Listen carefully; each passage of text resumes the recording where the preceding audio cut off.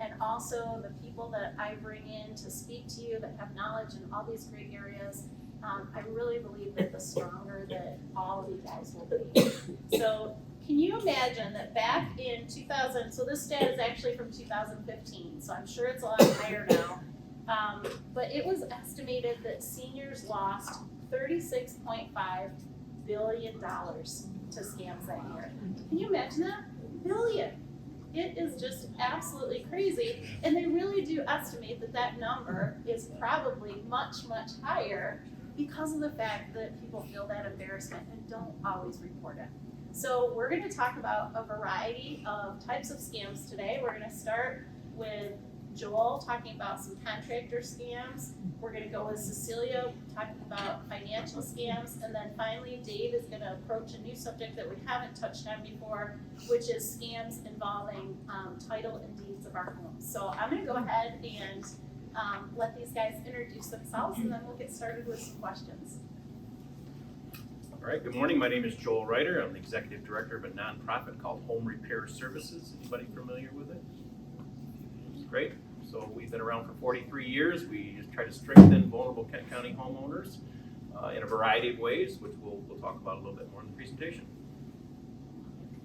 Good morning, my name is Cecilia Sandoval, and I am a senior financial educator at MSU Federal Credit Union. We primarily work out in the community and talking about different things that are going on within finances, and also teaching and educating those any financial things that we can be there to help with. Hey, good morning. My name is Dave Nicols. I'm founder and president of America's One Title Agency here in the West Michigan area. And I'm a 30-year veteran of the title insurance business. And if you're not sure what title insurance is, if you have bought a house or a piece of real estate or sold one or refinanced, you probably have found your way to a title company of sorts. And that's our business. So I'm pleased to be here with you today. Looking forward to it. Thank you. Awesome. Thanks, everyone. All right, so one final thing I forgot to mention before, so you guys should all have handouts. This one is going to be, we've got feedback, and it'll also allow you to sign up for future presentations if you'd like. Now, many of you guys have already RSVP'd through the mail. Just reinforce those decisions for me, so we'll try and get even better about making sure that everyone's on the list and everyone has a name tag. We're really trying to get a little more efficient at that. We've got the attendee handouts that have all of the information for these guys. So if you want additional information, it'll also allow you to take notes. And then finally, a list of our sponsors. So anytime you want to get a hold of a sponsor and need anything from them, I have all that information as well. So, all right, Joel, so we're starting with you. So Home Repair Services does a wonderful job of really trying to empower, especially vulnerable homeowners and adults, and a lot of those are seniors. And so one of the things that I know that you've seen firsthand is the devastating results of seniors who have needed work done by a contractor, and for one reason or another, they've been taken advantage of. So can you start by just kind of giving us some of the most common service scams that are out there, and especially if we've had some new ones that might have evolved in the last couple of years that people haven't heard about? So yeah, probably the most common one that we hear and see is giving a contractor too much money up front and they never return at all. Yep. So sometimes they never complete the work, but too many just take the money and you never see them again, and they're just very hard to track down. So it's very, very important that people are careful about how much upfront money you give a contractor before they start a job. Another one that I think is very prevalent today is this idea of free inspections. Let me come into your home and I'll perform a free inspection of your furnace, your air conditioning system, your water heater, your plumbing system. So if you were to take a mechanic up on the opportunity to lift the hood of your car, do you think they're going to find something that should be worked on? So be wary of just inviting somebody in under the guise of it's a free inspection. Remember, you're inviting somebody in your home. That in itself has to earn some trust. So just don't let anybody come in your home. I just had this yesterday where out of fear, sometimes you that little monkey in your head starts going crazy, right? So you go, oh, I might miss something. heating season's coming up, I should have somebody come check my furnace. So you see that a lot. But we just had it with our web domain, our web address. You know, you have to renew this every 3 years. So I got an email from a company that wanted to assist me, my web address for our home repair services coming due in 2 weeks. They wanted to assist me at a figure of $289. Now, if I do it myself, which I've set up already on a credit card, it's $21.17. Right? So the fear is, wow, I might have missed this. And so in that moment of emotional state, I might have clicked and said, I better hire this company at $289 for something I could have done myself for $21.17. So always be thinking about, am I moving out of fear here, and is it really warranted? Roofing is a big one. If you own a house, to look at a roof as an average homeowner and go, how much life is left in this roof? Hard to know, right? You kind of go, well, when did I put it on? How many years was it the shingles rated for, etc. But it's very common for people to stop by your house, knock on your door, and say, I've been looking at your roof. Congratulations. It really is at the end of its lifespan, or you know, they'll do it after a storm. You maybe find a few shingles. I found a shingle in your yard. It came from your roof. Would you like me to go up there and do a free inspection? Right? So sometimes you also will run into this where you have a small leak in your roof, and you say, I better get a roofer out here. And it really is something like the tar around a pipe needs to be redone, or some flashing, or something fairly simple. But out of that invitation to explore a leak, a small leak, it turns in you really need to replace the whole roof. So in those moments, you know, I think people are being preyed on. You're in a moment of vulnerability. You're in fear. I've got a roof leak. It's causing water damage to my ceilings. I got to get something done. And they're preying on this opportunity to solve an issue where you're feeling fearful. Another one is windows. I get this at my house all the time because I think I have 40 windows in my house. So it's a big job if somebody gets it, right? So they'll put a sticker on my door and they'll say, you know, we got this great deal on windows. And usually the thing they're overselling is the energy efficiencies you're going to gain with new windows. It's not where you gain traction and energy efficient windows. It's air sealing up cracks around the windows. It's not the glass. Now there might be benefits from getting new windows. They're easier to clean because you can tilt them in, and there's aesthetic value to that. But you get oversold often on the energy value that you're getting when you change your windows out. So I'd say roofing, windows, and then the free inspection program is probably where people get stung a little bit. And then this issue of giving people way too much money up front, and the risk is they don't come back. Yep. You kind of answered both questions 1 and 2. You're so efficient. So,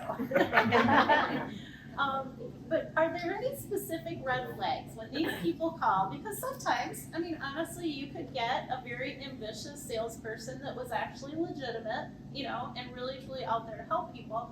But what are some red flags where maybe wording that if you hear this out of a contractor's mouth, that you should immediately get that, you know, bells and whistles going off in your brain to just simply question what they're saying? So door-to-door sales is not how most traditional contractors, working contractors, find clients. So automatically, when somebody's knocking on my door as a marketing technique, I'm a little suspicious. Not to say that everybody that knocks on your door is a bad person and out to scam you, but it's not a traditional way people will find clients. They don't need to use that method to find clients. You're a generation that grew up to be polite, and it is a beautiful characteristic, but you gotta stop.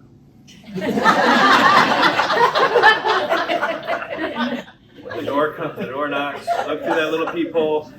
Nah, it's okay. They can leave that sticker on the door, and if you want to reach back out to them, that's another matter. So I hate to say that, but it's a reality.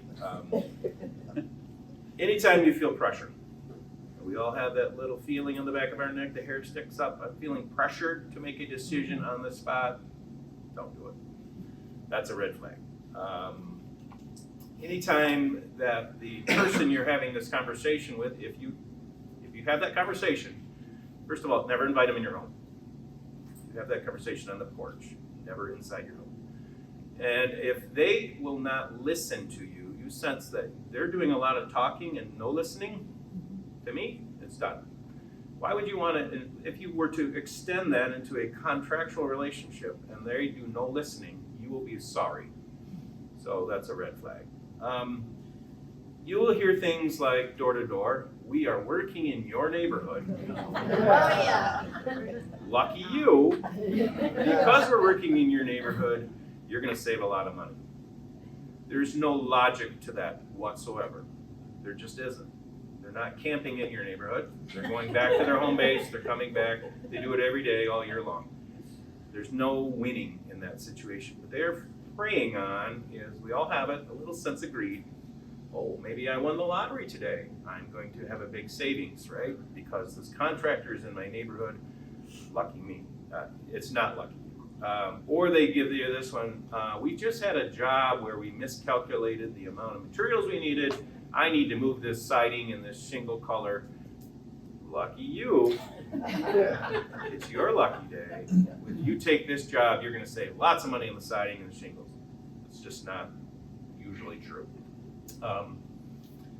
It's usually a fear of missing out, FOMO. We all run into this. Should I turn this down, right? You feel this pressure again. If you're feeling pressure, you're not making a good, rational decision. You should never have to make a decision on the spot, ever. There's no decision that can't be postponed to a next day for you to at least have an opportunity to talk to somebody about this. And you need stuff in writing. How about solar panels? Question about solar panels, it's becoming more unpopular, and so, like anything, do your research. Yep. Do your research. So much going on with it. Yep. So there's a lot of good contractors out there for sure, and obviously we all, any of you that own homes or condos do occasionally need to hire people. So what are some of the best practices that you suggest every time that you're hiring a contractor for any type of big job like this, when we're reaching out to them? Yep, and that's key, right? You've reached out to them, that changes the power dynamic. And a bigger job, I would say anything over, say, $2,500, get 3 bids. It's amazing what you see when 3 different people look at the same issue and say, here's the solution. So get 3 bids, and you'll get a sense for pricing, what's the market rate, and you'll learn a lot about the contractor and their ability to be detailed and their ability to listen based on the bids they give you. So make sure you look at the quality, not just the number. We all rush to the number, but look at how they crafted that bid. It will tell you a lot about the quality of that particular business person. Always, if you can, get a referral from somebody you know. So reach out to your networks and you say, has anybody gotten a roof in the last 5-6 years? Who'd you use? If they did well by your friend, that's a great place to start by getting a series of bids, people that you've already test driven through somebody else's experience. Seek references from the contractors. So can you give me a list of maybe 3 past customers in the last 6 months that I might call to check up on you? If there's a resistance to give you those names, why would there be? There's no good reason why somebody wouldn't want to have a customer brag on their work when you're trying to court new work, right? And they're giving you the names. It's not like you're asking for your worst customers. They get to handpick them. So if there's any resistance to give you a list of customer names, that's crazy. Always just go to your Google search and you type in the person's name. It's amazing what you can find on the internet. And you have to be fair about it. You can find different chat rooms and Better Business Bureau sites and so forth where you might be getting only one side of the story. So always remember that as you're looking and reading through this stuff. But it's a big old source of information about people.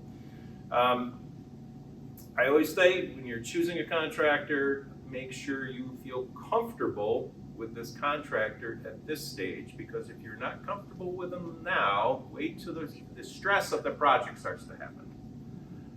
So if you're not feeling or you're having a good relationship with this person, I guarantee you when things get a little testy, meaning no project goes perfect, right? You want to have somebody you can talk to, that you feel listened to, and that they're going to be reasonable with.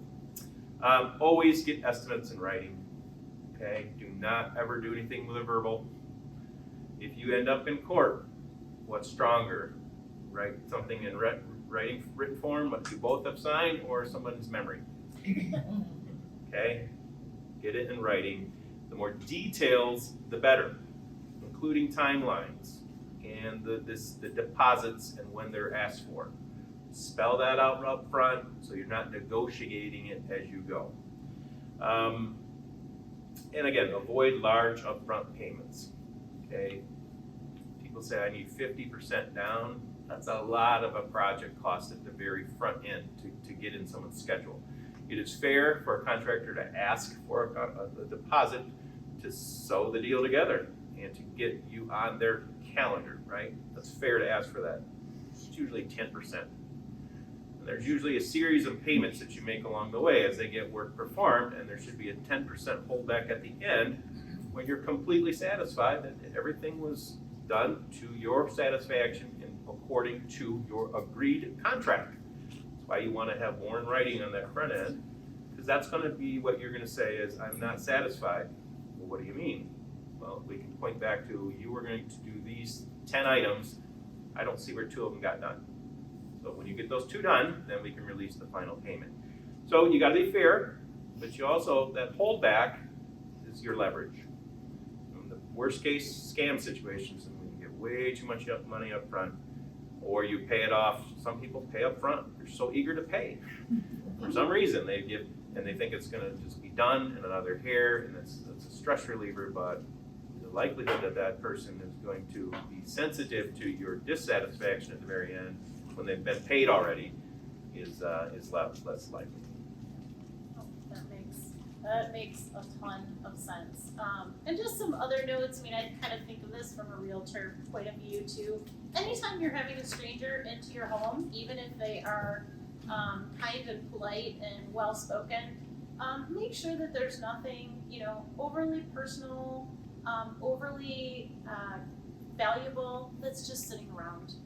Just kind of as a smart thought, you might not want to leave your purse in the bathroom normally at our house, my purse is on a hook in the bathroom, but if I'm going to have contractors traipsing through my house, I generally move it as, just simply as a good practice. And the same thing with, any medications or anything that you would consider personal or something that, you wouldn't want touched or broken. Just make sure that that's not in a position where that could become an issue. All right, so finally, for homeowners who really need those repairs, how about the home repair services in terms of, we talked about free inspections from people who walk up off the street, but what about reputable places and some of the resources that are available here in Western Michigan that are low cost to seniors through the senior village, or even no cost depending on what it is? So as I mentioned, we are a nonprofit, so we are not there to sell anybody anything for profit. That's a wonderful distinction to make, right? So when you come and access our services, we're there to strengthen you from a missional perspective. So one of the things that we do, is why we were created 43 years ago, was to have a repair program that can support lower income seniors who find themselves in need of a new furnace, a new water heater, have plumbing issues, need a wheelchair access ramp built, bathroom modified. Those kind of health and safety repairs can be made in a home, and we can get the cost down to where we'll charge about 10 to 15% on average for the repair that we're going to make for somebody. It has to be a Kent County resident, and as Laura mentioned, the Kent County Senior Village is one of our major funders. They believe in creating safe spaces for people to age in place, right? That has to happen for that to occur. So we do have a repair program. We have our own plumbers, we have our own carpenters, we have a dedicated roofer. So we'll come out to folks' house and get repairs made at an affordable price, again around 10 to 15%.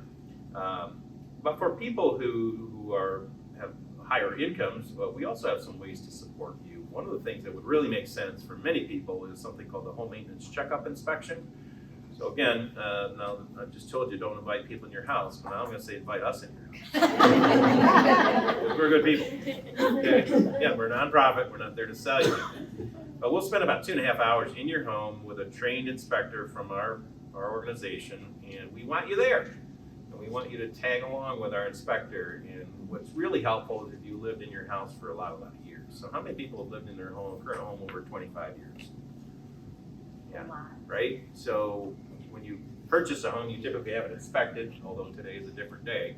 But yeah, I got my house, purchased my last house in 1998, so 24 years ago, 25 years ago, had it inspected as part of the purchase. But I was really worried about at that time was the transaction.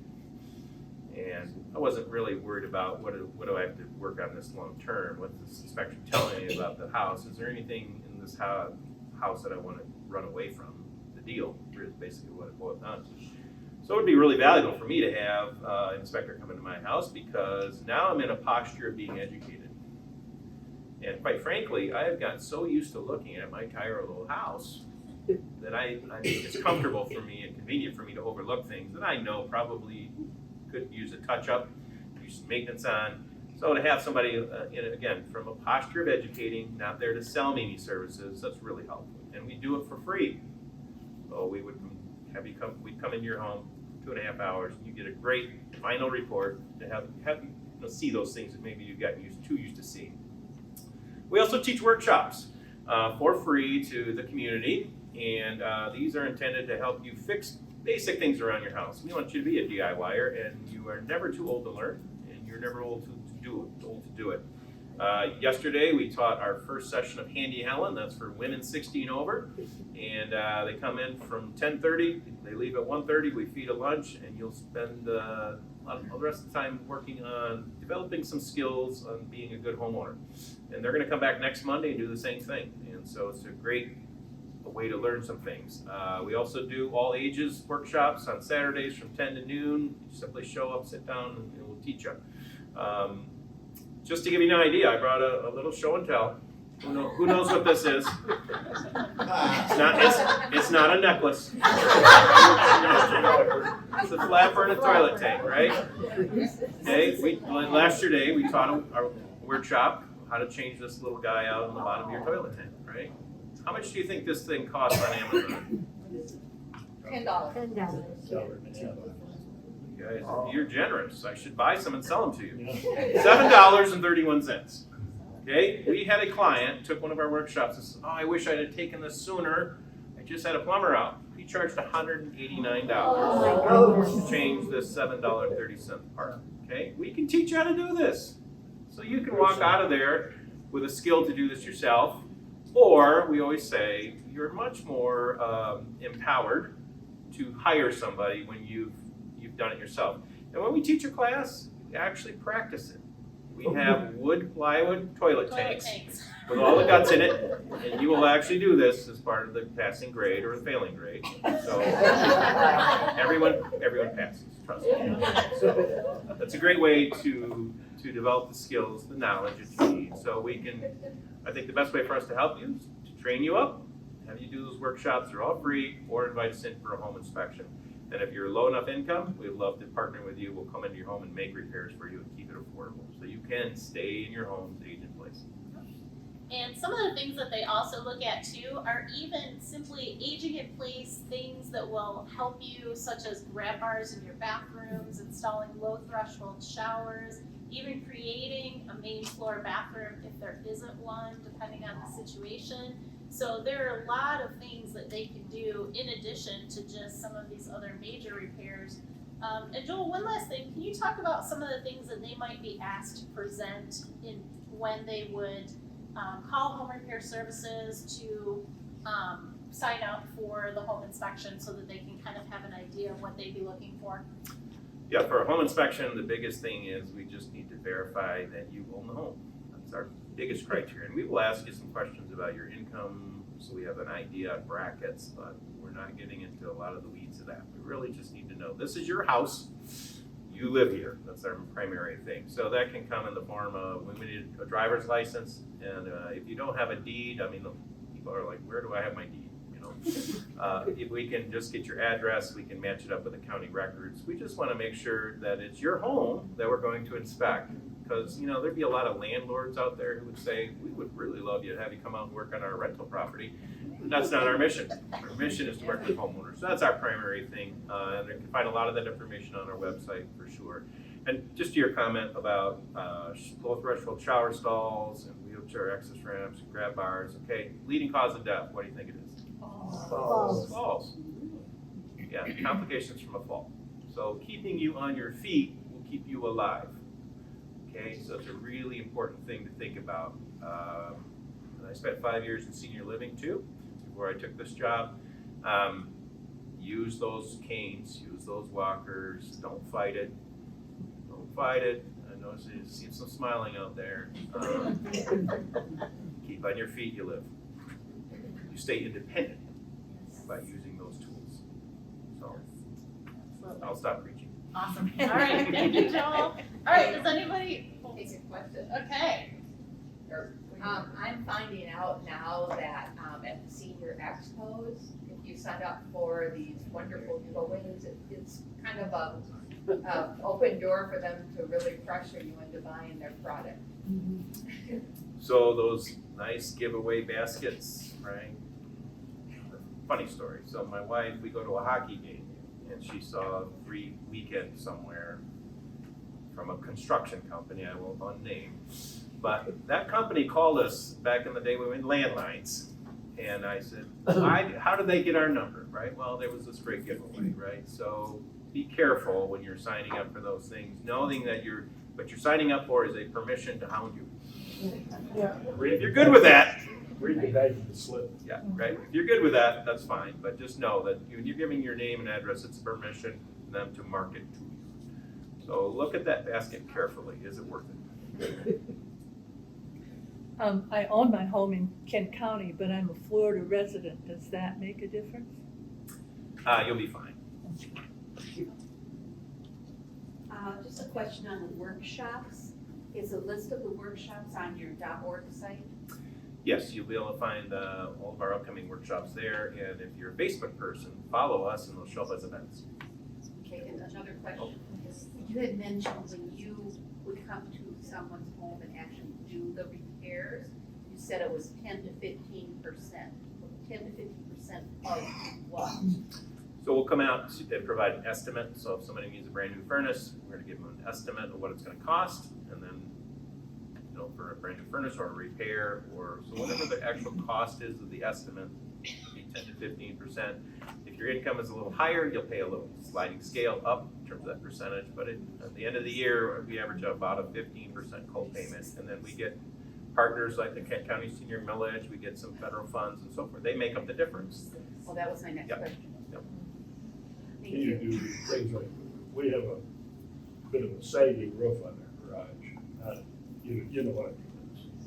I just wondered, do they go into that type of stuff? So we don't make any repairs on garages because we need all that Okay. money to go into the homes where All it's the most tax, critical. so. Yep, yep. Question in the back. Yes, I just want to say, my son is 50 years old, totally disabled. He's in a house in county. He had to crawl up the stairs to get to the shower. You guys just put in a shower for him 2 weeks ago. That's terrific. Big deal. It's a big deal. Thank you for sharing that, appreciate that.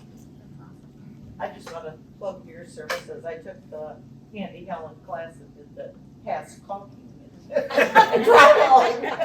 But it was so much fun. And I kept going to the plumbing with that, but I didn't realize it was just okay. Doesn't it feel empowering Oh to my be able? I goodness. took the plumbing one, and I'm like, this is so cool, and there's no men in here to laugh at me. Yes. Including my wonderful husband, who, I call it the scrunchy eye look, where I'm like, oh, hey, I'm learning this for the first time. How do you that? So no, it just feels so good. For that workshop, do you have to be Kent County? For our education, we do not restrict it by Thank you. where you live, so, yeah. Thank you. We've had actually people drive up from northern Indiana, Oh, find us, no. found us on the internet, so it would cost us a lot of money to do these classes, so the tank of gas is a great investment for them, so absolutely, come on, Thank you. we'll love to see you. Do you have recommendations on your website for insulation companies and things like that too? So we get that question a lot. Do you have a list of vetted contractors? And unfortunately, we don't have a big enough staff to, because that's really a full-time job to continue to vet people, because Yeah. what somebody was great 2 years ago may not be this year. Mhm. What I can say to people is, if you're ever in a quandary to want to know who to hire, and it's something that we use a subcontractor for, I'm happy to pass along who we use. Okay, that's But if it's not something that we provide as a service, I'm not gonna have any knowledge of it. Yeah, okay, It's more that follow those best practices right. every single time when you're hiring any type of contractor to just feel safe. Question over here. Counties have, Home repair services? No. Every major urban center should have an organization like ours. The wisdom of some folks back in the 1970s here who said it makes a lot of sense to have an organization that supports people. I'm so glad they thought that way, and there should be more of us. There really should. There's a few around that have started to mimic us, which we're grateful for, and we share everything that we have. So we've got one in Kalamazoo that's far enough along, one in Muskegon, but really, I wish there was one in Ottawa County, or we could get funding for Ottawa County. It's because we're in a strange market, right? So you live in metropolitan Grand Rapids, you can be in Ottawa County. You can see our van on one side of the line and go, hey, I noticed you were at my neighbor's house, and we have to say, sorry. We're that neighbor's in Kent County, you're in Ottawa County. So, so there's a few idiosyncrasies that way, but. What is your actual website? homerepairservices.org. All right, Cecilia, so let's start with the basics. Let's talk about the most common financial scams that you see in recent years. So I would have to say right now, it's a lot of what's called phishing, vishing, and smishing.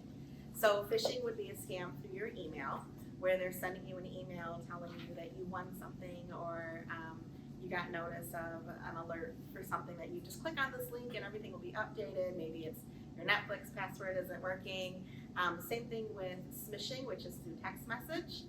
So you'll get things like, I got Netflix, or you have a something at the postal, coming through, click on the link, and we'll send you or let you know what it is. And then phishing is gonna be through phone calls. So kind of like what Joel was saying, when you sign up for something, you're giving them that ability to then sell your information.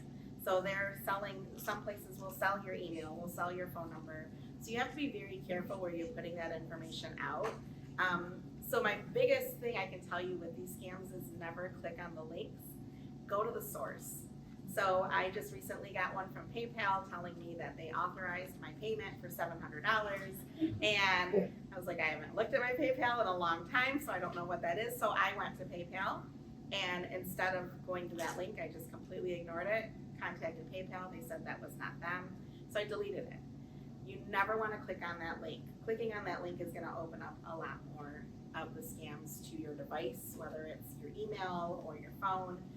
So really just avoiding that, and they are everywhere. The credit union receives, just the credit union alone probably receives well over 300 attempts a day at phishing scams. So being aware that they are out there, kind of one of the things that Joel said too is that this is their job, and they are very, very good at their job. So scamming you is something they are gonna work really hard on trying to make sure that they are able to do. So those are the top ones right now that I would say that are out there. So in the last couple of years, we've had so many crazy things that have happened in the last couple of years between COVID and even these whole new horizons, such as like cryptocurrency. Have you heard of anything that's more specific to kind of the more modern things that have been going on?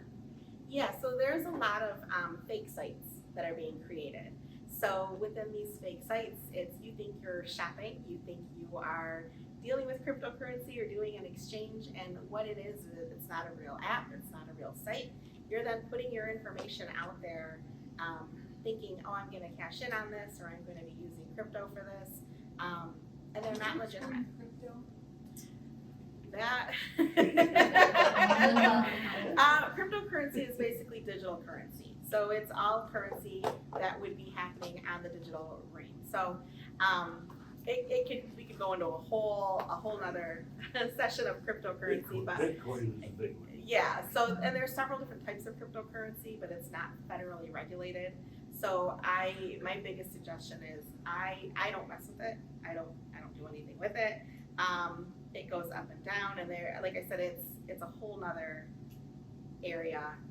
In my opinion, I'm so old school. I'm like, no, I'm gonna keep it with what I know and what I understand, and that's just keeping my money in my financial institution and transferring it that way. But it's a virtual currency. But we do see a lot of fake sites. So the fake sites is what's happened since the pandemic of everyone staying home. It's really, really increased the fake, shop here, it's okay type of sites.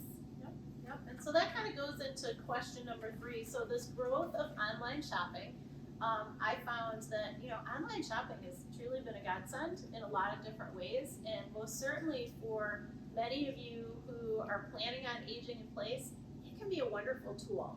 Whether you're doing it yourself or maybe you've got, one of your adult children or grandchildren who are happy to, do that shipped order for you or whatnot. I know even my in-laws who are completely old school, and don't even have, well, they have one smartphone between them, found that using Shipped, the shopping service during COVID was very, very helpful and comforting to them. So these can be great sites. But let's talk about that idea of some of the scams that are going on with online shopping, and then just kind of that emphasis too that anytime you're having someone come to your home, just like a contractor, those same rules apply for safety and not inviting them in and things like that, so. Yeah, no, definitely. So when you're looking at those sites, you want to do, there's a few things that you can do, which is create 2 separate emails. So if you're going to be using, going online and shopping, maybe you create a separate email for your online sites, because you will start to get quite a few. Another thing is verifying the HTTPS. So when you're looking at that email address, is there that HTTPS to make sure it is a legitimate site? I always say do your research, which is Google it. Like Joel was saying, you can't Google enough. It will tell you the stuff that they come up with, and everyone starts to put in there, what their experiences that they went through. Really, really look at those reviews, read up on it. If it's not something that you're familiar with, always do that research. You'll see ads on Facebook that will tell you, get the better deal on this, or this is, so much cheaper to do it this way. And we all want to find a better deal, right? Especially now.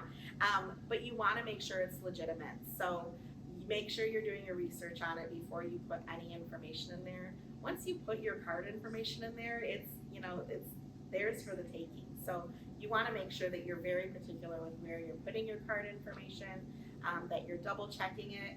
I've even had some get those separate cards where it's like a gift card when they're making online purchases. So it's not connected to their account, but it's just connected to that gift card. Therefore, if it happens to be something, not correct or a fraud account, it's not going to get to your complete debit card and all of your savings and all of that. So just making sure that you're doing your research with any of those ship sites or anything that you're looking to do. Yeah, no, that makes a ton of sense. And some of the things that I've heard of happening too, even on online sites where you're looking at ordering something and you may get something, it's just not what you thought you got. So, you may be looking at ordering, let's say a statue that, looks beautiful, and then all of a sudden what you really get is a model, So just crazy things like that where you want to truly know what you're getting from a reputable site.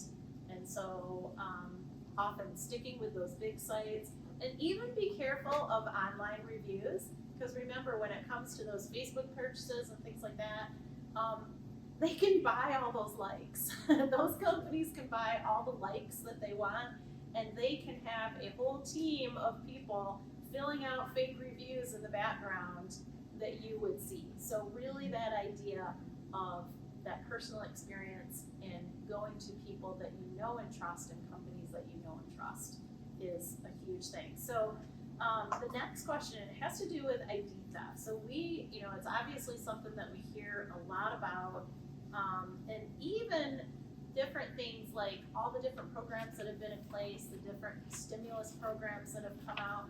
I've heard that has kind of added to some of the ID theft that has gone on. And sometimes it's even things that we can do as individuals that makes us more vulnerable to that. So Cecilia, can you talk a little bit about what are the safe practices that everyone should do to make sure that their personal items stay safe? So one of the things that I'm gonna recommend, and I hope everyone's doing, is just checking your credit report. So annualcreditreport.com. During the pandemic, they updated it where you can check weekly. And I do recommend that, especially if you are doing things online and you are having information out there. With the stimulus that we had going out there, there was a lot of fraudsters who keyed into that. And it was fill out this form, you'll get your check faster, or just provide us with a little bit of information, and they make it look legitimate. They send you those emails, they send you that information, and all they're doing is taking your identity. They're asking for your social security number, asking for key pieces. Also be careful what you're putting on social media. It's very alarming what people will put on social media that fraudsters will aim at. And one thing I always tell people is, do you really know everyone that is looking at your social media? So being aware of those things that you're posting, where you're posting it, how you're posting it. So really just keeping track of what you're doing with that. If you're selling things, maybe you're selling an old computer, make sure you're clearing out all the hardware from that computer, because there's so much information kept there. So maybe you're upgrading to something new, even a cellular device. Make sure you're clearing everything out of there before you're selling that. And it can really start to come at you when it's like, okay, wait a minute, I don't remember doing anything like this. So just monitoring that credit report as often as you possibly can, to be aware. So there's so much information that is out there that we're not even aware of. So making sure that you're monitoring that. And I know with social media, it's, is it the kids, is it the grandkids, who's, posting what? Are they sharing this picture? Are they sharing a location of where they're at taking it? You want to make sure that you're monitoring all that's going on. I know there are ways to put your social media where nothing can get posted if you're tagged in it. So if you have a grandkid come over and they're tagging, my grandparents just, got this new vehicle, and they're putting a location, or they're, the address is in the background. Someone of their friends is now seeing all of that on their social media, and you didn't even realize that. So it opens it up to not just theft within, the internet, but also theft within the area that you're at. So you really have to be careful and cautious of all of that. But checking your credit report is definitely something I highly recommend doing it often. But even things like posting that, hey, we're taking off for Florida for the next 3 months. Always make sure that you're thinking about those things and having people that are watching your home and checking up on your home, because same thing, those criminals are smart. They are watching for people to post certain things. Hey, look at the wonderful piece of art that my grandmother just bought at auction for $10,000. You might not want to put that on Facebook. So. No, you gotta be really cautious of that. And that's a lot of things that the youth don't realize what they're doing. They might be putting us in some harm's way. So it's talking to them about it. When you go home, have that conversation and say, make sure you don't post those pictures of what we have or what we're doing or when we're doing it. Those vacation ones are key. They're very key. So it's making sure, because fraudsters that's what they do. They'll create a fake site to become your friend on social media, and there they are. And a lot of the youth will accept them thinking, oh yeah, I know who that is. And then they're tagging you in that picture, and it's everywhere. Yeah, so just all of those things. Something I was thinking and I forgot it already. So, all right, we're I'm sorry, go ahead. Oh, I was just gonna say, so we're gonna just save them till after Cecilia. So we got one more question, then we'll open it back up. But one of the most unfortunate scams that has also been increasing is really due to economic desperation and so forth, and exploitation by family members.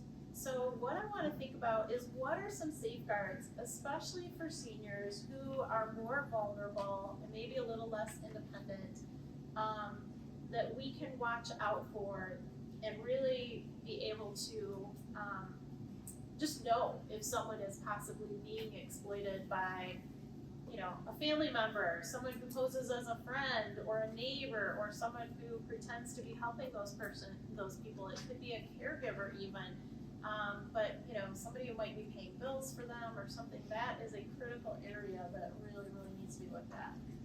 I would say ask questions. So really just asking as many questions as you can with them. What is it that you're trying to do? Why are we doing it this way? We have safeguards set up at the financial institution to ask those questions when you're coming in with somebody new. Making sure that everything within that transaction is going to be what you're doing and that you understand why we're doing that. But the more questions that you can ask, the better. I know this is something my father did with me, and it was, why are we going here? What are we doing there? And who are we coming to see? And even though he knew I took care of him for so many years, he asked them all the time. So, and that's such a great thing to do, is continue to find those questions. There are areas, again, within the financial institution, if you tell them something doesn't seem right, that we will kind of go behind the scenes and try to do more investigating for you, looking at the account, who is the beneficiary, who is the caregiver that we can contact, and make sure you're letting somebody know. So talk to other family members about it. Make sure that other family member knows that someone else is helping you with those things, especially when it comes to your finances. You've worked so hard all these years for that, for your money and for your savings and for what you have. You don't want someone to come in and take it. So really just asking the questions, being aware of someone new, and telling others that they're coming to help you out with those things. Yeah, just think of that idea of the system of checks and balances. So if you've got somebody that's helping pay your bills, that's awesome. Make sure you might have another professional that is also looking at those records periodically, just to make sure that everything's on the up and up. So hopefully all those people are doing their jobs the way that they should be, but never a bad thing to have oversight to those systems. The one thing I was gonna think of is just, most of the time, agencies will never reach out to you for personal information via a call or text, ever. So whether it's the Social Security agency, your bank, you know, virtually anyone, they are not gonna reach out to you and say, oh, Mrs. Smith, I just wanted to verify your bank account, you know, can you tell me what number you have, or whatever. Never volunteer, you know, anytime you've got a call like that, just like what Cecilia was saying, you know, earlier, just go ahead and hang up or say thank you. You reach out to that organization yourself to verify if there's something that they, you know, legitimately need, and 9 times out of 10, it's not gonna be a case, it's gonna be a scam, so. Okay, so we're gonna open it up to questions for Cecilia. Yes. Where did you go? Oh, sorry. Take care. Okay. The safety of using a debit card versus a credit card. So, I can't hear the question that she'd asked the safety of using the debit card versus a credit card. I recommend using a credit card when traveling, because it's not your funds, and Visa also has a separate security on that to make sure that you are covered if anything happens. So that's my personal recommendation. Just making sure that you understand that you're paying that off after, because then I go to credit and my mind goes there. But because of that extra layer of protection through Visa, it is a nice thing to have when you're shopping, you know, internationally and things like that. I think it just seems to have that, if anything happens, if my card gets skimmed, it's not my direct finances. What about online shopping? Online shopping, I would say, is the same thing, because it's not your direct finances. So you still have all the money in your debit card, but you know that it's okay, I'm gonna get this back, but it might take some time. Sometimes when you go in and file a dispute, it could take 1 to 2 days. And if you needed that money for something else, and they, you know, got into your account, you're kind of stuck, you know. I know we've seen that happen with, I think it was Meyer purchases, where they were charging 3-4 times the amount. So then it was, okay, now what do I do? So it does make it easier when you're using the credit card to be able to get your funds and still have the security of your debit card available to you. What does it say to use a debit card? I mean, it's still safe, it's just if you're feeling that issue of, I'm not sure, then I would use the credit card if you're feeling uncertain about it. We're at risk all the time when we use our cards everywhere we go, so, and we're becoming a more of a cashless community, and society. Everyone is using a card, and I think it's coming to the point where our youth doesn't even know how to count back change anymore. They don't. So, yeah, so, so it's gonna be the same no matter what. So it's your comfort level. If you're shopping internationally, if you're shopping at new stores, if you're going to like a flea market where it's small vendors, maybe you want to use that credit card. If you're shopping at bigger retailers, you might feel more comfortable using your debit card.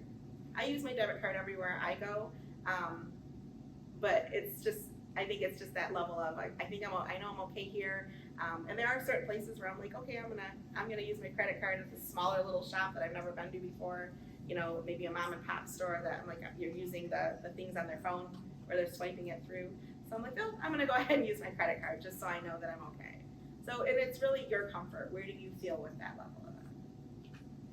3 little things.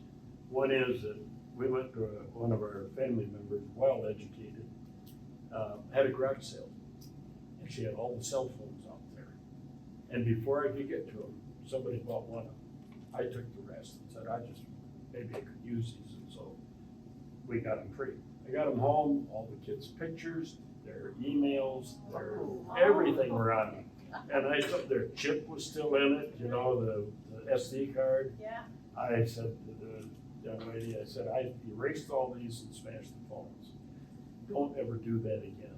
But I just want to caution you, because if you put a cell phone out there, all the details are in that cell phone. You get these emails or messages with phone numbers on them. Call this phone number. Google the phone number. Just put the phone number in Google, you'll find out if it's a scam or not, because they'll print out everything for you. And then I want to mention this because I went to Chase Bank on 3 Mile to do a small transaction.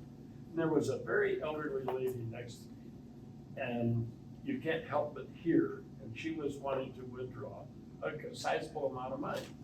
And the teller got a little cautious, went and got a manager. The manager came in and talked to her. Why do you need this money? Well, they said I shouldn't tell you. Why am I here? And well, I have a grandson somewhere. And he said, we need to go to the office and have a talk. And I thought, I'm so proud of that teller and that bank for doing that, because they stopped a scam. Because I was ready to say something to her, but the manager came up and handled it in a professional way. But for your institution, if your tellers are trained for that, God, I was so proud of that bank and that thing I wanted to mention. That's really all that, I just wanted to cover the phone number, And I wanted to touch on the phone number. If you receive a phone call from a number you don't recognize and you answer that phone call, what they then do is, even if you don't get anywhere with them or they don't get anywhere with you, is they sell your phone number to other places to now call you because you're more apt to answer that phone call. So if it says scam likely or if it's just unknown, I let it go to voicemail. It's what voicemail's for. If it's important, they're gonna leave a message. So I don't answer any calls I don't recognize. As much as you wanna, it's like I wanna fight with them and prove them that they're wrong, it's not worth it. One more add-on onto that. Never say the word yes. Yeah, never say yes. Never say the word yes. They're looking for that, yeah. I got one of those scam letters a couple weeks ago, and I felt so good because I was suspicious already when it said, received your order, ready to ship your such and such table, your credit card, we're charging your credit card for the $464, and then it said, if this isn't you, please call. Well, I never answered it, of course. But I thought, wow, that's, I'd already read about how skilled those people are, keeping you on the phone and finding out all kinds of things, even if you call to say, no, it's not me. Yeah, and what they do is they put a sense of urgency behind them. So it's, need to contact us immediately for this not to be disconnected, or for, you know, this order to continue to process, or we've already processed this order. They create that urgency to you, for you to not stop and think, but to react. So it's so important to stop and think, and like you were saying, my sister had the situation where they called and said that her son was in jail and that they needed to send money right away, and she's calling me crying, and I'm like, hold on, you know, and I'm like, did you really? And I'm not getting upset, and she's like, well, he wasn't answering the phone because he's at work. So it's really taking a minute to stop and think about what it is they're saying, how they're saying it, and why what they're coming at you for. So getting information, never, ever, ever give your information. Like she said, they will never, like Laura said, they will never ask for that. And we get so many alerts that look like our financial institution. MSU FCU had some going out where it looked like it was from MSU FCU, and it was not. And they were sending them to so many people, even people without an account with us. So it's, you know, we verified this purchase, we just need you to click on the link. And of course, it's, you know, it's fraud. So just be really careful of seeing that and that urgency that's behind it. So. The other one is, you just won a $50 credit card or a Walmart card. Yeah. Call this number, don't do it. I always want those, but they're never real. Yeah. Hold on, was there a question right there? Oh, okay. You mentioned never to click on a suspicious link. Is there a harm done by just opening the email? Because you don't know what the message is until you just click to open the email. Usually it's when you click on the link, but my suggestion would be to hover over the address that it's sent from, and you'll see that it's not sent from what the topic is. So when you're hovering over it with your mouse, it will pop up like the actual address, and it'll have a lot of different things that don't make sense. It usually won't harm you to open the email, but at that point I would just delete it. And one other thing, when I would Google a suspicious phone number, most of the time you just get ads for phone people services or information services. Yeah. So it's hard to sometimes find out that it's a legitimate number. But if it's legitimate, they'll typically leave a message. Yeah. But I've never, when I Google it up, it just tells you, where's this number? That's all it says. You don't get any ads or anything, it just says, where's this number located? And then you'll get all the information. Well, this 800 number is a scam or phishing or something. If you're getting something bad, you're not just the phone number. All you do is put in the phone number, 616, whatever, and it'll come up. Okay, we're gonna go back there. Yes. What are your thoughts on safeguarding your online payments? For example, like your utility companies, if you give them your checking account information, or should you be giving them just your credit card? I do all of my banking, I bill payments online. They are very safe. They, in order to create that through utilities, through our payments, they have to create that safeguard and that extra layer of protection. So they are very safe and very secure, and very seldom have I seen any problems, and I've been doing all of mine for years. So because of that extra layer of protection that they have to create, same thing with like our online banking app, they have to create that same thing. Is that the same thing for, say, like a credit card company? Do an online payment and safeguard is built in? Yeah, they have to follow those procedures to protect your information, so. And I would say that would kind of go along too with, you know, the larger the organization, the more reputable the organization, the more that you can usually feel confident that it's safe. And some of these other, you know, smaller companies, sites that you're not familiar with, those are the ones who just don't know if they have those additional layers of encryption built in, you know, to make sure that all your information is safe. You were talking about checking your credit score regularly. And I've been really, really guarded about my social security number. So don't you need to provide your social security number when you check your credit report? Yeah, annualcreditreport.com is the legitimate place to check your credit report. What is that? Who? I mean, is it a federal thing? It is, and they have, it's a lot to even get your credit report. They ask you a lot of security questions for yourself that are not, because I do it all the time. So I monitor my credit report all the time. Can you repeat that website, please? Annualcreditreport.com. So they have the extra layers to make sure that you're putting in the correct information, that you are you, and that you're not just someone who found this social security number and who's going in and looking for it.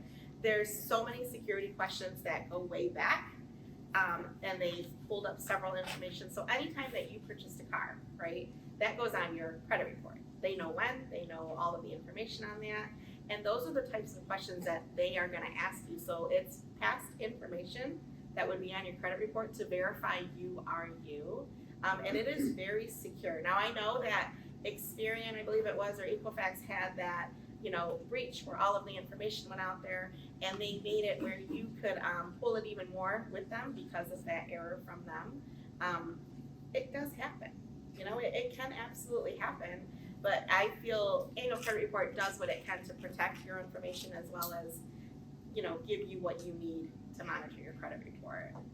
So having your social security number out there isn't the issue, it's that it's being monitored by this. I mean, your social security number is out there from when you're applying for all of these different things. So it's amazing what is out there. It's actually very scary what is out there. So when you're doing this, you're not just plugging it in and saying, give me, they're following the steps to ensure that they are giving you the correct information and to monitor it for you. Hey, you guys, we're gonna go ahead and we're gonna save any additional questions just for the end so that we can Can I move just jump in on real to quick? title One in thing just you a might wanna moment. consider doing is putting a hold on your credit report. That's- You're probably not shopping for loans all the time anymore, are you? If you are, you can switch it back on, but if it's on hold, if somebody tries to do identity theft and get a loan in your name, it stops in its tracks. So I would suggest that for your age bracket. Do you have to renew that every year? I don't think so. I don't think once you've turned it on, it stays on until you turn it off. No, that's great information. I know you wanted to. Okay. All right, one more. I'm sorry, but I've always heard, maybe this was in the olden days, that if you checked your credit report to get a check on it, that made your credit report look bad because you checked it. No, you're checking it, when you check your credit report yourself, you're doing what's called a soft inquiry. So there's a difference between a soft pull and a hard pull. So the soft inquiry is not gonna hurt you, which is gonna be you checking it, your insurance company checking it. But if you're doing it to take out more money to get another loan, that's a hard inquiry, and that's where it's gonna hurt your credit report. Okay. Great listening. Okay, so we're gonna move down to Dave, who's been sitting there so patiently. Yes, we are ready to talk about title insurance. So title work is one of those things that generally most of us know very little about, and it's something you don't really think about until you're ready to buy or sell a home. So if you can talk a little bit just about what is title insurance, what do you guys do on a day-to-day basis? Like why, most people, even when I'm working with them on the sale of their home, that concept of title insurance is truly a new concept. Sure.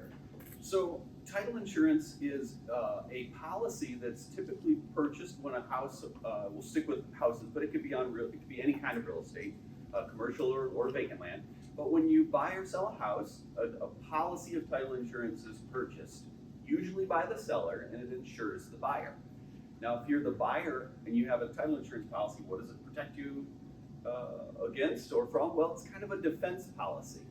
So that means that when you move into your new house at 123 Sweet Street, and you start enjoying the many joys of home ownership, it protects you, it insures you essentially that you actually own that property, that you and your spouse or you whomever's on the title actually own it, have the right to enjoy it, and there's a whole bunch of types of coverages that are part of the policy. But simply put, it allows you to enjoy the home, and it protects you if you need to defend your ownership. So if somebody comes and knocks and says, my Uncle Harold left me this 14 years ago, you owe me, or I have an interest in your property, the policy will protect you against that. So it's a policy that looks backwards which is very different than most of our concepts of insurance. Generally, we're buying insurance for something in the future.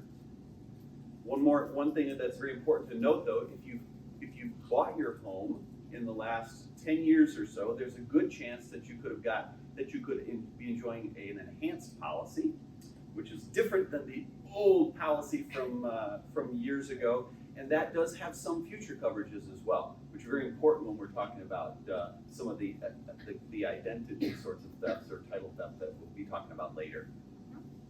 Okay, so that is what we're gonna move on to next. So of course, being a realtor, I am just super passionate about that idea of, you know, your home being your castle, your safe place. And often when I'm working with people in your age bracket, you know, many of you guys have lived in your homes for many years, you've paid it off. That is such a huge sense of accomplishment that comes with, you know, the fact that you have, you know, built this home, lived in this home, possibly paid off this home.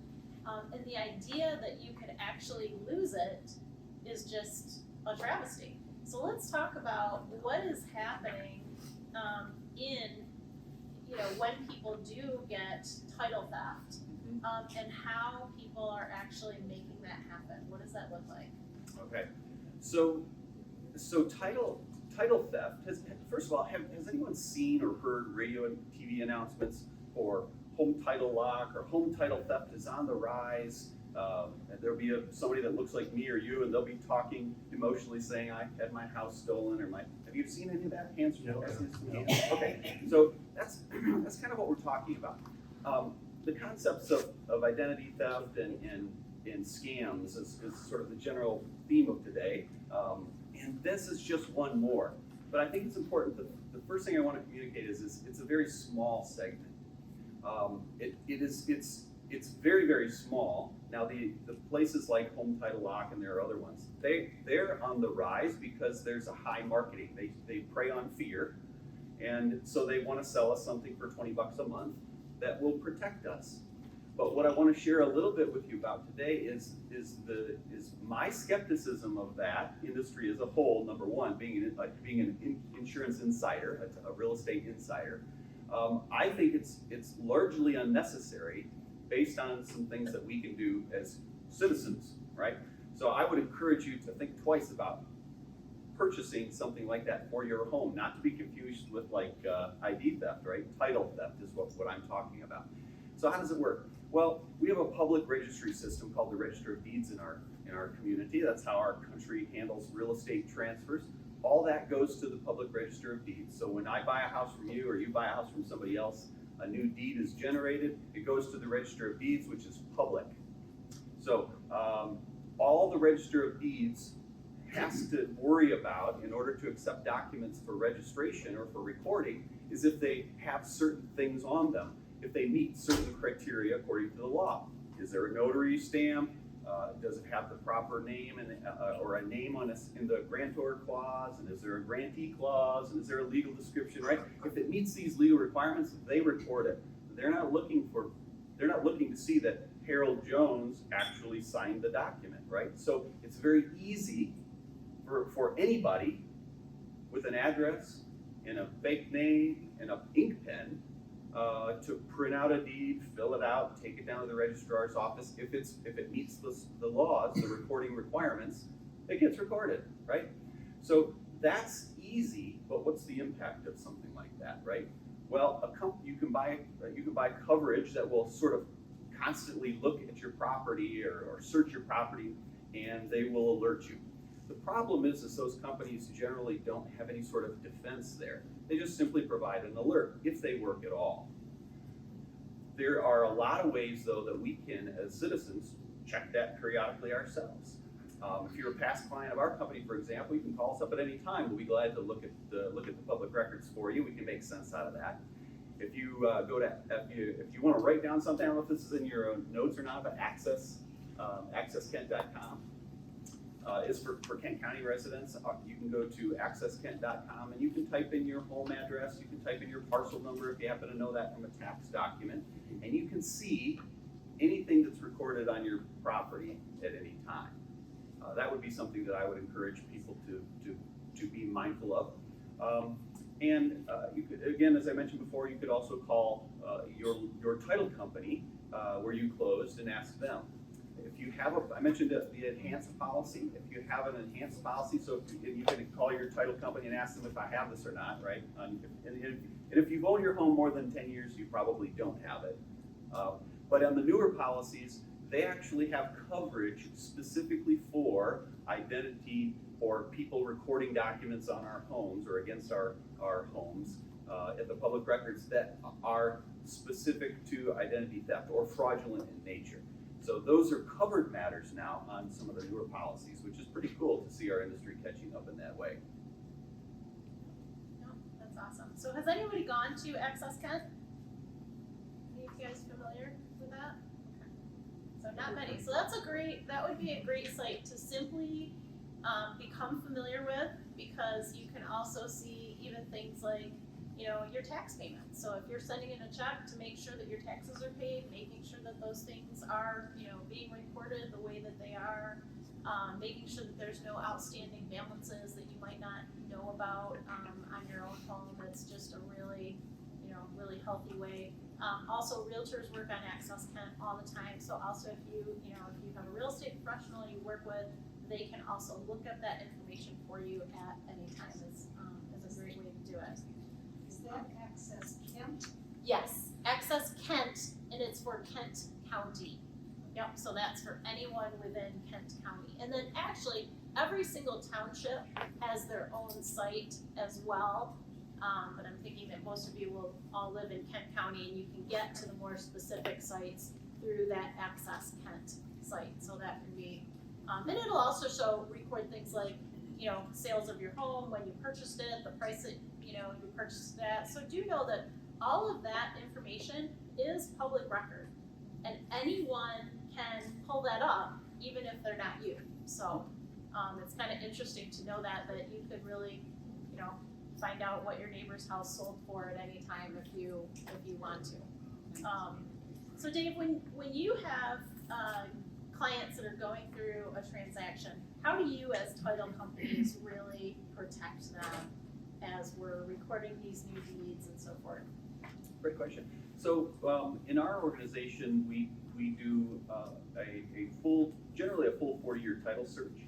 So we'll go backwards and double check what we refer to as good points of title or quality vesting deeds. So we'll look for the legitimacy of those documents from deed 1 to deed 2 to deed 3 and transfer through, and that transfers through. And so we'll examine those documents in an objective manner. We'll look and see if there's any reason to challenge them or to call into question the legitimacy of those documents. And then all of our policies, in fact, in the purchase agreement that's sanctioned basically by the local real estate community, if you use a Grand Rapids realtor that's part of the local board here, you're going to use a contract that actually requires this higher quality product that's referred to as the enhanced policy. And so buyers and sellers really are getting that contractually today, and it's protecting them not just from a quality search standpoint for the past, but also for the future as well. And it covers all types of fraudulent documents in the future, up to the value of the policy, which is what they paid for the home. Yeah, that is, very, very important to have. And then, now this was something that Cecilia had covered a little bit, but phishing, that idea of phishing, phishing, yeah. Also tends to, happen when you are doing some of these real estate transactions. That is a big trigger for some of these scammers. So let's talk about that when it comes to things coming from the title company, and how can you verify that those are legitimate during an actual transaction. Sure. Well, hey, go right ahead, but yeah, if you guys. No problem at all. So. You're doing a great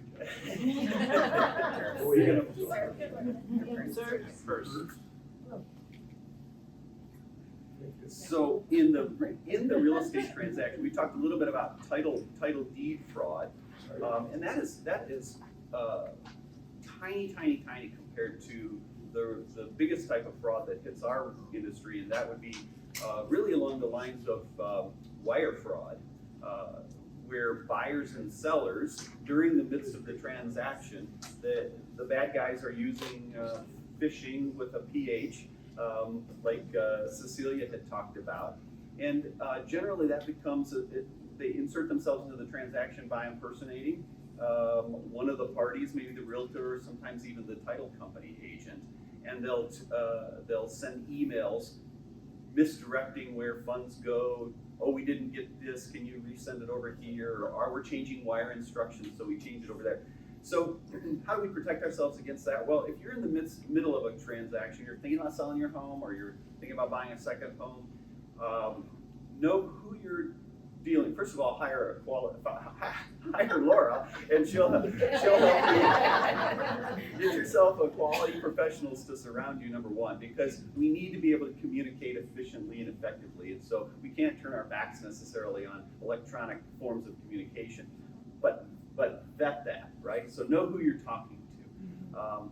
For example, if you're buying a house through Laura and somebody from a title company emails you, do what we've done today. Google it. Call. Ask Laura. Is it George from the title company? Is it this title company? Right. So we're gonna have to verify some of those types of things. But we always encourage our clients, buyers and sellers. We will never change wiring instructions during the process of the closing. In fact, we'll call you and let you know the wiring instructions. Right. We will never do these sorts of things, and so we look for the tells of the bad guys, and we try to anticipate those things as best we can. But I would say that's certainly more problematic in as far as a scam than even like a title lock scam post closing or title fraud post closing. Yeah, and like one of the big things that I always talk with clients about is just that idea that none of us are smarter than all of us. So that idea of checks and balances, and many of you who have come to this series for a while now, I've talked a lot about this idea of having what I call a tribe. And what does it mean to have a tribe? It means to have a whole group of trusted individuals, trusted professionals on speed dial. And just like you would have a doctor or a dentist that you could call at any time if you had a health question, I'm going to encourage you to have an insurance person, both medical and home insurance, a financial advisor, an attorney, a realtor, someone at your bank, all of these people that you know personally, so that it's not just who's your realtor. Oh, so yeah, like that gal sold me my house 10 years ago. No, you should have, it doesn't have to be me, but it has to be somebody like me that you know and like and trust, and that when you have a question, you can pick up the phone and call and you're not gonna get a bill. And that should be the case with all of these various professionals in your life. So I can't ever stress enough that idea of checks and balances and having people that you can call that you always will trust. So we are running a little over time. I'm gonna open it up for any questions from Dave or final questions that we didn't get to, so that we can get you guys out of here on time. Well, what about people can go and look at your title, and then they take the title, take out loans against it, and then you find they are notifying you for payment, and you can lose your house that way. What protects you from that? So the newer title insurance policies do protect you from that. The question then becomes, what if I don't have a newer policy? What if I have an older style policy? And the best course of action is a calendar reminder to quarterly or semi-annually reach out to a company like mine, or go to accesskent.com and actually search out your property, which is as simple as entering in an address or a parcel number, and self-monitor it. You can, if you choose, if you decide not to do any of those things, you can go to a monitoring company like a Home Title Lock or something like that. But the cost benefit, in my opinion, isn't as valuable as they would want us to believe it is. So I would say those things like what you just described take a lot of time. Mortgage application, a closing, recording of documents, and so if you're doing that every 6 months to 12 months, you're going to catch up. You're going to catch on to that stuff. And if you find yourself to be in that unique position as having had a fraud perpetrated against you in that manner, and you don't have this better form of insurance policy that I'm talking about, then your first call will likely be to an attorney or to a trusted professional, and asking them, okay, now what can we do to defend our title in these cases? So it would be to get title insurance. Yeah, an enhanced owner's policy of title insurance will protect you specifically in those fraud situations. And it also goes along with that same idea of putting a hold on all credit checks. That would be, so that no one can take out any type of loan in your name with your social security. And the idea that Cecilia already talked about, just checking your regular credit bureau on a regular basis. So when you guys are doing those things consistently, you're really putting yourself in a position where if someone was to try and do that, you're either, cutting them off at the knees by allowing them, no new credit on your, to even be started, or spotting it immediately so that you can reach out to your credit bureaus or your, Visa company or whatnot and fight something that was not done by you. So. Anybody else? Any final questions? Yes, I once had a scanner on the phone, and on the other line, I called and had the state police. I asked the state police what I do about this person. This is one of those, my grandson was in trouble. Yeah. He says, hang on, as soon as you can. Isn't there anything? We have all these defensive measures, but how about offense? How do we get these guys? No? That's what I'm afraid of. Everything that I have heard and read just emphasizes that idea, don't engage, period. It's so tempting to, I've had people, same thing, I've had my listed houses show up on Craigslist as a rental. I mean, crazy, and it's got my watermark in these professional pictures, and it's crazy the things that people do. And so, it's very tempting to be texting with people and to wanna, fight back, and I know you're a scammer, and, yada, yada, yada. Don't do it. It's not worth it. It's best to simply hang up, don't text back, don't follow the link, don't email back, don't try and play games with them and play along. They have ways of taking that and turning it around. So best, unfortunately there's not a lot of offense. I mean, there are people that are on our side, working diligently to, seek out these scammers and fight this. But for the most part, there's a war going on, and we need to just be able to, first and foremost, protect ourselves, and the best way to do that is to not engage. I would add, report it though. Yeah, I was going to suggest that as well. There is a website called IC3, the letter C, the letter C, the number 3. I believe it's a .gov site, and it's an internet crime complaint division.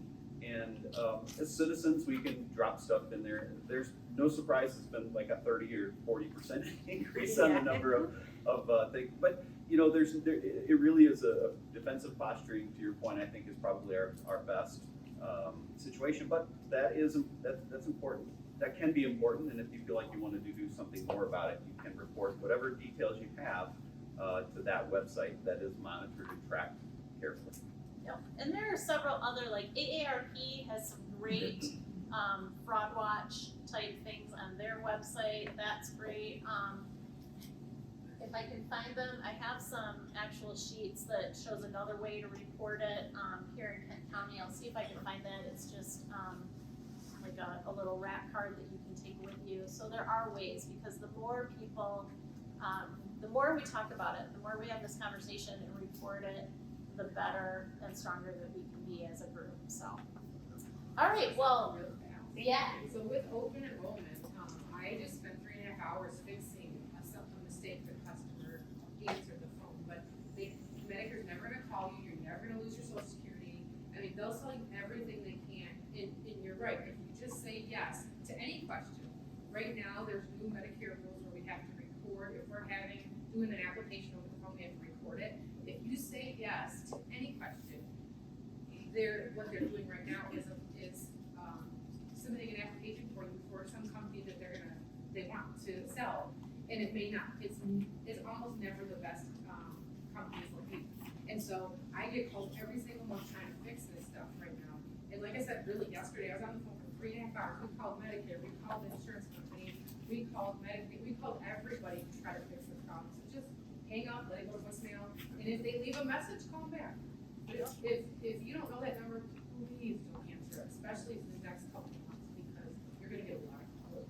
That's a great point. And yeah, same thing. An insurance, a Medicare insurance specialist is one of those people that you want in your tribe.